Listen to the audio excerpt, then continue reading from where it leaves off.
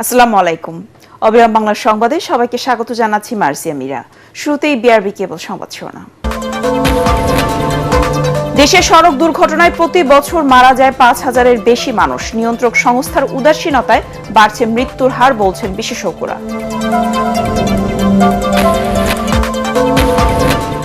কমছেই না তেলের সংকট, প্রয়োজনীয় জ্বালানি না পেয়ে বিপাকে গ্রাহকরা। অবৈধ মজুতদারের বিরুদ্ধে অভিযান অব্যাহত।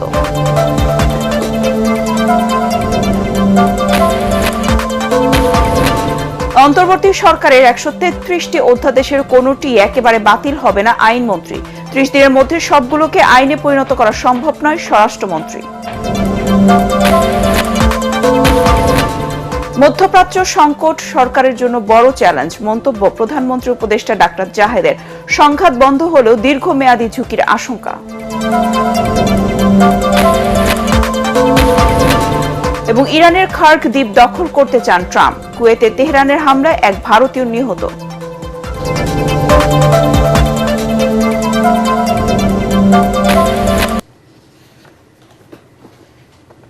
শুনছিলেন বিআরবি কেবল সংবাদ শিরোনাম, এবার বিস্তারিত। ঈদ এলেই বাড়ে দুর্ঘটনার সংখ্যা, হতাহতের সংখ্যাও বেড়ে যায়। শুধুমাত্র এবারের ঈদে আগে ও পরের ১২ দিনে ৩৩৭টি সড়ক দুর্ঘটনায় মারা গেছে ৩ শতাধিক মানুষ। পরিসংখ্যান বলছে দেশের সড়ক দুর্ঘটনায় প্রতি বছর ৫,০০০-এর বেশি মানুষ মারা যায়, যেখানে আর্থিক ক্ষয়ক্ষতির পরিমাণ বছরে প্রায় ৫,০০০ কোটি টাকা, যা জিডিপির ২ ভাগ। বিশেষজ্ঞরা বলছেন সরকার ও নিয়ন্ত্রণ সংস্থার উদাসীনতায় বাড়ছে মৃত্যুর মিছিল। তরিক ইসলামের রিপোর্ট।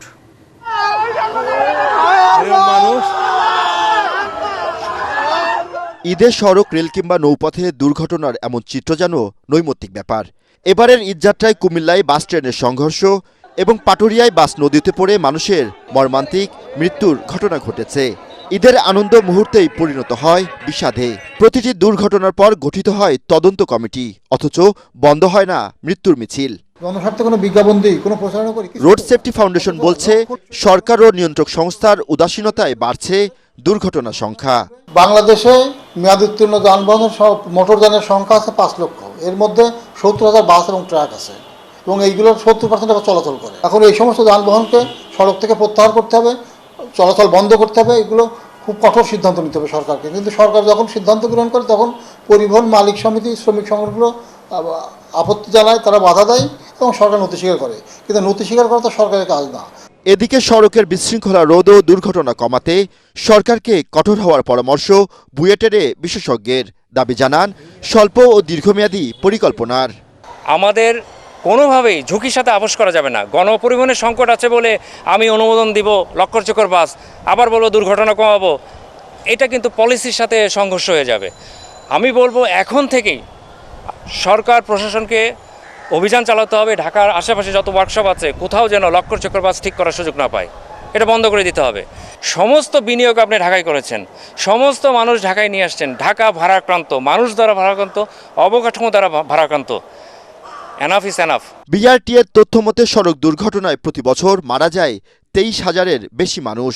২০১৪ থেকে ২০২৫ সালের সেপ্টেম্বর পর্যন্ত নিহত হয়েছে প্রায় ৭০,০০০ মানুষ, আহত হয়েছে অন্তত ১৬ লাখ। এসব দুর্ঘটনার প্রায় ৪০%ই মোটরসাইকেল দুর্ঘটনা। তরিক ইসলাম, এটিএন বাংলা, ঢাকা। এখনো কমেনি গ্রাহকদের জ্বালানি তেল পাওয়ার ভোগান্তি। দীর্ঘ সময় লাইনে দাঁড়িয়ে জ্বালানি তেল নিতে হচ্ছে গ্রাহকদের, তারপরও কাঙ্ক্ষিত তেল পাচ্ছেন না অনেকে। ডিপো থেকে চাহিদার চেয়ে প্রায় অর্ধেক তেল সরবরাহ করায় এমন পরিস্থিতি বলে জানান পাম্প সংশ্লিষ্টরা।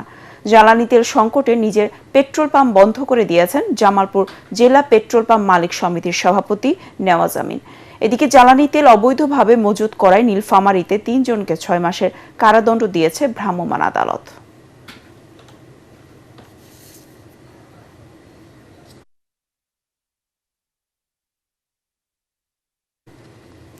দর্শক, রাজধানীর তেলের পাম্পের খবর জানতে সরাসরি চলে যাচ্ছে আমাদের সহকর্মী তৌহিদুর রহমান নিশানের কাছে।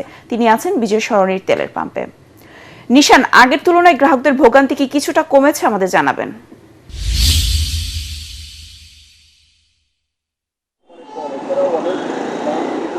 মীরা, এই মুহূর্তে আছি রাজধানীর বিজয় সরণিতে ট্রাস্ট ফিলিং স্টেশনের সামনে। আমার পেছনে আপনি দেখতেই পাচ্ছেন ভোগান্তি কমার যে কথাটি বলছিলেন, এখানে যারা তেল প্রত্যাশী, তেল নেওয়ার জন্য এসে দাঁড়িয়েছেন তাদের সাথে আমরা কথা বলছিলাম।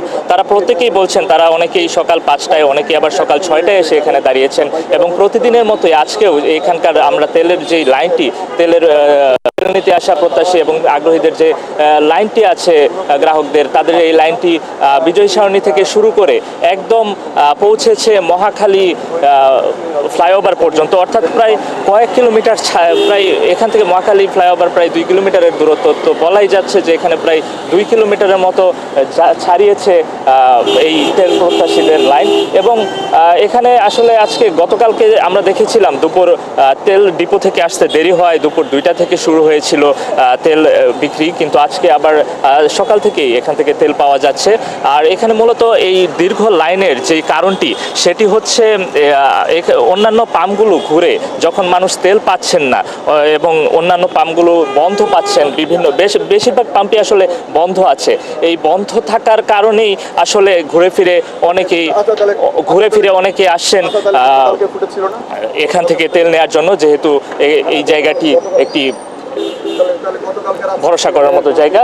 তো এখানে ভোগান্তি কমেছে বলতে আমরা যাদের সাথে কথা বলছি, যারা গ্রাহক রয়েছেন, তারা কেউ এমনটা বলছেন না যে ভোগান্তি কমেছেন, কারণ প্রতিদিনের মতো আছেও তারা ঘন্টার পর ঘন্টা লাইনে অপেক্ষা করে তেল নিতে হচ্ছে তাদের। তো মীরা, এই ছিল আমার কাছ থেকে সবশেষ চিত্র। নিশান, ধন্যবাদ।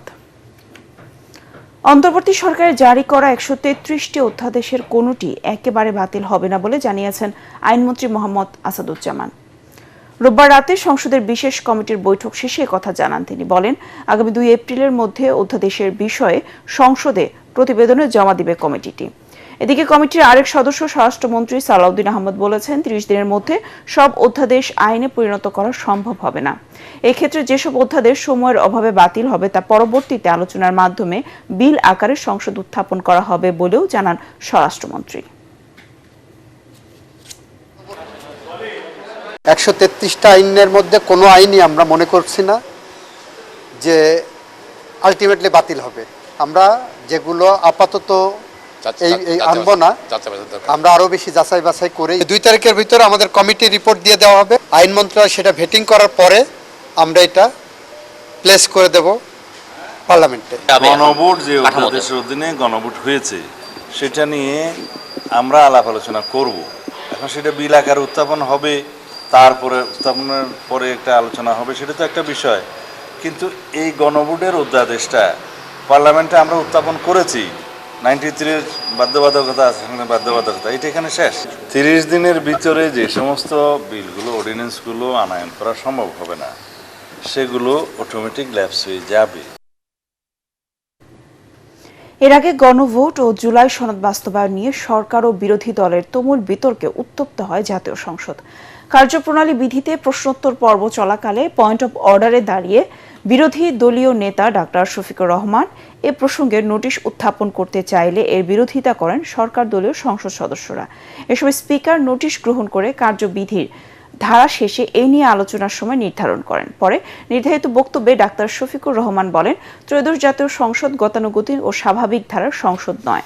দ্রুত সংবিধান সংস্কার পরিষদের অধিবেশনেও আহ্বান করার দাবি জানান বিরোধী দলীয় নেতা। আমি মহান সংসদে আপনার মাধ্যমে এই নোটিশটি উত্থাপন করলাম। নোটিশের বিষয় হচ্ছে জুলাই জাতীয় সনদ সংবিধান সংস্কার বাস্তবায়ন আদেশ 2025, যেটা আদেশ নম্বর 1 এর অনুচ্ছেদ 10 অনুযায়ী সংবিধান সংস্কার পরিষদের অধিবেশন আহ্বান প্রসঙ্গে। নোটিশে বিস্তারিত লেখা আছে। এই বিষয়টি আলোচনার জন্য উত্থাপিত হলো, আপনি আলোচনার জন্য মঞ্জুর করবেন। ধন্যবাদ মাননীয় স্পিকার।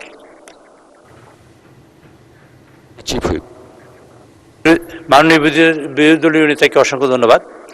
বিষয়টি এরকমের যে মাননীয় স্পিকার, আপনি সবসময় সংসদে যে অর্ডার্স অফ দ্য ডে অনুযায়ী তারকা চিহ্নিত প্রশ্ন এবং 71 বিধি, এটা শেষ হওয়ার পরেই আমরা যে কোনো বিষয়ে আলোচনা উত্থাপন করব। এটা মাননীয় বিরোধী দলীয় নেতা যে বিষয়ে উত্থাপন করেছেন, আপনি 71 বিধি শেষ করার পরে যদি আপনি চান, ইনশাআল্লাহ তাকে সময় দিতে পারেন এবং আমরা এই বিষয়ে আলোচনা করতে পারি। মধ্যপ্রাচ্যের সংকট সরকারের জন্য বড় চ্যালেঞ্জ তৈরি করেছে বলে জানিয়েছেন প্রধানমন্ত্রীর পলিসি ও স্ট্র্যাটেজি বিষয়ক উপদেষ্টা ডাক্তার জাহিদুর রহমান। তিনি বলেন, মধ্যপ্রাচ্য চলমান সংঘাত বন্ধ হলেও এর দীর্ঘমেয়াদী ঝুঁকি রয়েছে। এটিএন বাংলার প্রধান কার্যালয় শুভরাত্রি অনুষ্ঠানে তিনি এসব কথা বলেন। এই সময় অনুষ্ঠানটির সঞ্চালক ও এটিএন বাংলার বার্তা বিভাগের পরিচালক হাসান আহমেদ চৌধুরী কিরণ বলেন, বর্তমান সরকার প্রত্যেকটি স্তরে যেভাবে জবাবদিহিতার সংস্কৃতি তৈরির চেষ্টা করছে তা বজায় রাখতে পারলে দেশের সার্বিক পরিস্থিতি স্থিতিশীল রেখে দেশকে আরও উন্নত ও সমৃদ্ধশালী করা সম্ভব। খায়রুল ইসলামের রিপোর্ট। ব্যবস্থাপনার ক্ষেত্রে যে দুর্বলতার কথা আপনি বলেছেন। এটিএন বাংলার আয়োজনে সমসাময়িক প্রেক্ষাপট নিয়ে আলোচনা অনুষ্ঠান শুভরাত্রির এবারের অতিথি প্রধানমন্ত্রীর পলিসি ও স্ট্র্যাটেজি উপদেষ্টা ডাক্তার জাহিদুর রহমান। দীর্ঘ এই আলোচনা অনুষ্ঠানে উঠে আসে ইরান ও ইসরায়েল আমেরিকার যুদ্ধ, দেশের বর্তমান রাজনীতি ও মুক্ত গণমাধ্যম সহ নানা বিষয়। এই যে আসবে বা তেল যেভাবে নেওয়া হবে। এ সময় ডাক্তার জাহিদুর রহমান বলেন, মধ্যপ্রাচ্যের সংকট চাপে ফেলেছে নতুন সরকারকে, তবে তা জনগণকে সাথে নিয়ে মোকাবেলা করবে সরকার। টোটালি সংকটটা আসলে আছে বড়ভাবেই। মানে সোফার আমাদের টাস্ক ফোর্স গুলো আছে প্রধানমন্ত্রীর নেতৃত্বে, তারা সবাই বসছেন। আমরা চেষ্টা করব এটাকে যতটা মিনিমাইজ করা যায়। খেয়াল করবো আমরা এই সমস্যাটা কিন্তু এলিমিনেট করতে পারবো না, এবং এটা আরো কিছুদিন চলবে। আমাদের জনগণের এই মানসিকতা রাখতে হবে। সরকার তার সর্বোচ্চ চেষ্টা করছে। জ্বালানি তেলের দাম বৃদ্ধি হবে কিনা এমন প্রসঙ্গে ডাক্তার জাহিদুর রহমান বলেন, সরকারের চেষ্টা আছে জনগণের ওপর যেন চাপ সৃষ্টি না হয়। তবে দেশের জ্বালানি মজুদ নিয়ে শঙ্কার কিছু নেই বলেও দাবি করেন তিনি। জ্বালানির মূল্য বৃদ্ধিজনিত কারণে যতটুকু জিনিসপত্রের দাম বাড়ার কথা, এদেশে দাম বেড়ে যাওয়ার প্রবণতা তার চাইতে বেশি হয়। ফলে একটা মূল্যস্ফীতি চাপ তৈরি হবে জনগণের উপরে, এবং যেটা যতটুকু হওয়ার কথা তার চেয়ে বেশি হয়েছে। তো সরকারকে এখন আসলে ব্যালেন্স করতে হচ্ছে। মানে এটা খুবই কঠিন রোগের ওষুধের মতো, যার প্রচুর সাইড এফেক্ট আছে, কিন্তু আপনি কিছু এফেক্ট চান বলে এটা করছেন। সো এখন পর্যন্ত সরকার সিদ্ধান্ত নিয়েছে ভর্তুকি দিতে হলেও মূল্য বৃদ্ধি করলে যে ক্ষতি হবে সেটার আমরা ঠেকানোর চেষ্টা করি। শুভরাত্রি অনুষ্ঠানের সঞ্চালক ও এটিএন বাংলার বার্তা বিভাগের পরিচালক হাসান আহমেদ চৌধুরী কিরণ বলেন, প্রত্যেকটি স্তরে সরকার জবাবদিহির যে সংস্কৃতির চেষ্টা করছে তা বজায় থাকলে সার্বিক পরিস্থিতি স্থিতিশীল রেখে দেশকে এগিয়ে নিয়ে যাওয়া সম্ভব।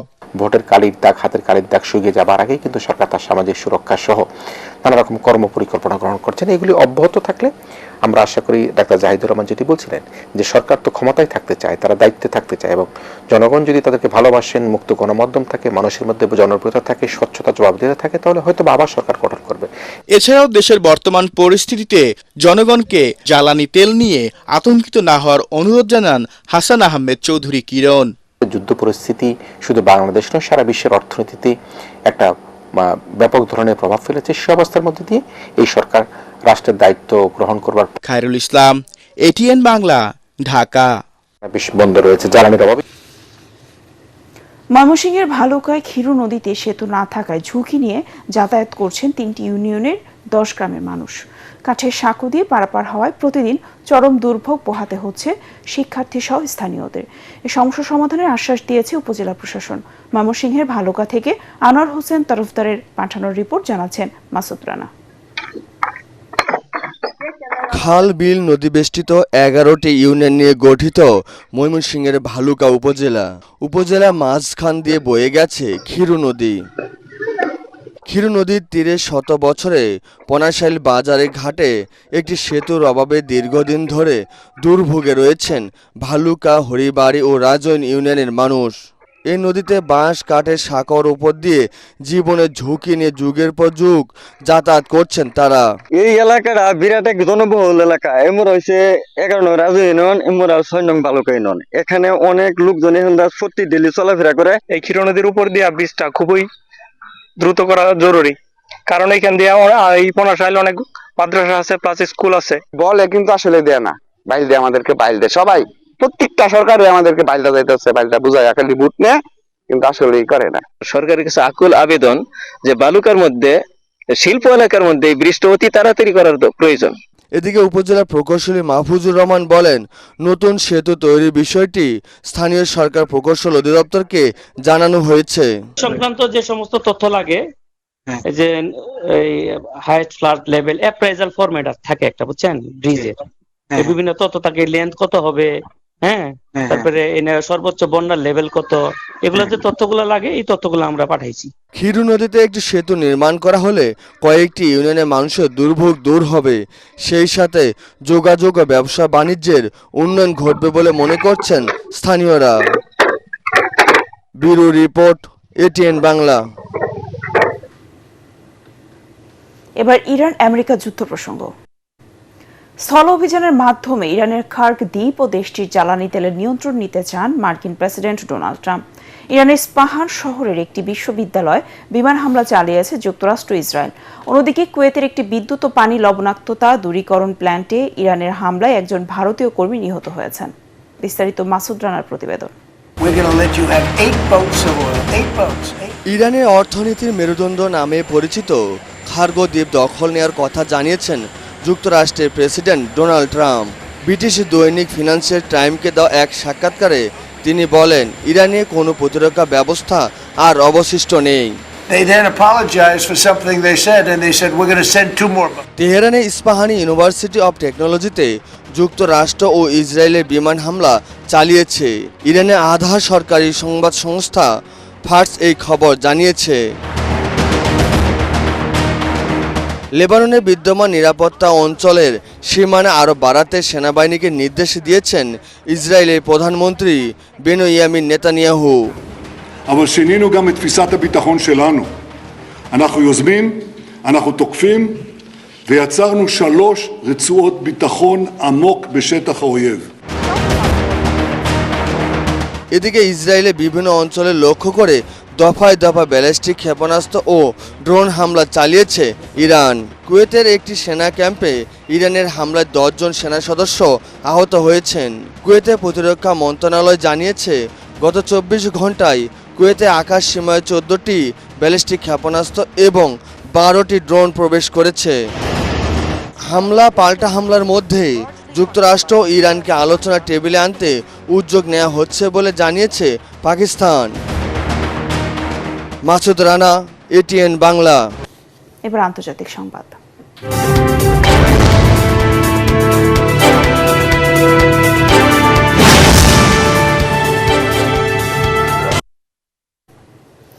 এশিয়ার বাজারে ব্রেন্ট ক্রুড তেল ব্যারেল প্রতি $115 বেশি দামে বিক্রি হচ্ছে।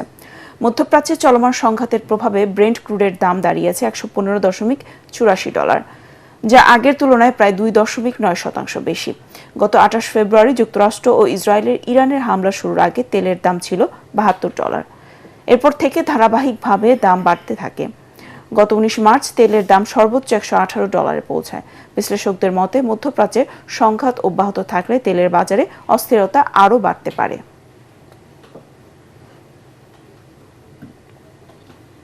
প্রগ্রেসিভ ফোরাম ইউএসএ এর উদ্যোগে বাংলাদেশের 55তম মহান স্বাধীনতা দিবস উপলক্ষে মুক্তিযুদ্ধের গান, নাটক, নৃত্য, কবিতা আর আলোচনা সভা অনুষ্ঠিত হয়েছে। সিটির জ্যাকসন হাইটস এর জুইশ সেন্টারে এই আয়োজনে অংশ নেন প্রবাস প্রজন্মের শিশু কিশোর সহ নিউ ইয়র্কের নানা প্রান্তের প্রবাসী বাংলাদেশিরা। সাবিনা হাই উর্বির সঞ্চালনায় ও হাফিজুল হকের সভাপতিত্ব অনুষ্ঠানে বক্তব্য দেন বীর মুক্তিযোদ্ধা খুরশেদুল হক, অর্থনীতিবিদ ডক্টর বিরূপাক্ষ পাল, অধ্যাপক হুসাইন কবির, জাকির হোসেন বাচ্চু, মুজাহিদ আনসারি। অনুষ্ঠানে অংশ নেন উদীচী যুক্তরাষ্ট্রের শিল্পীরা।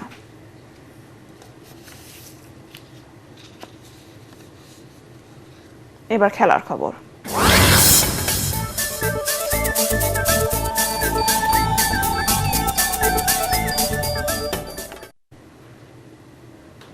প্রীতি ম্যাচে কলম্বিয়ার বিপক্ষে জোড়া গোল করে ফ্রান্সকে জেতালেন দেজিরে দুয়ে।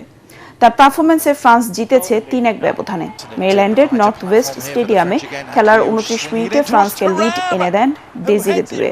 প্রথমার্ধের শেষের 4 মিনিট আগে ম্যাগনেস একলিউসের ক্রস থেকে ব্যবধান দ্বিগুণ করেন থুরাম।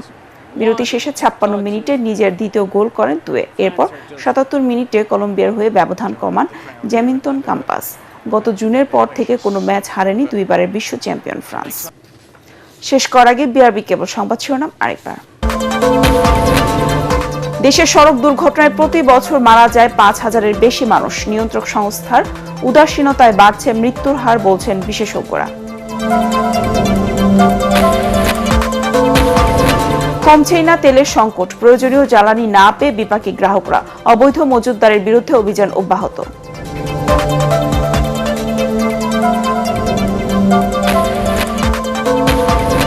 অন্তর্বর্তী সরকারের 133টি অধ্যাদেশের কোনোটি একেবারে বাতিল হবে না আইনমন্ত্রী। 30 দিনের মধ্যে সবগুলোকে আইনে পরিণত করা সম্ভব নয় স্বরাষ্ট্রমন্ত্রী। মধ্যপ্রাচ্য সংকট সরকারের জন্য বড় চ্যালেঞ্জ, মন্তব্য প্রধানমন্ত্রীর উপদেষ্টা ডাক্তার জাহেদের। সংঘাত বন্ধ হলেও দীর্ঘমেয়াদী ঝুঁকির আশঙ্কা।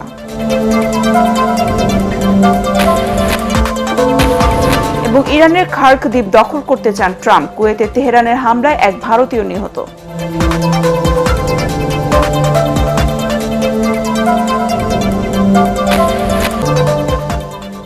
পরবর্তী সংবাদ দেখার আমন্ত্রণ জানিয়ে এখনকার মতো শেষ করছে এটিএন বাংলা সংবাদ। ইউটিউবে দেখতে ব্রাউজ করুন /ATN বাংলা নিউজ। ধন্যবাদ সবাইকে।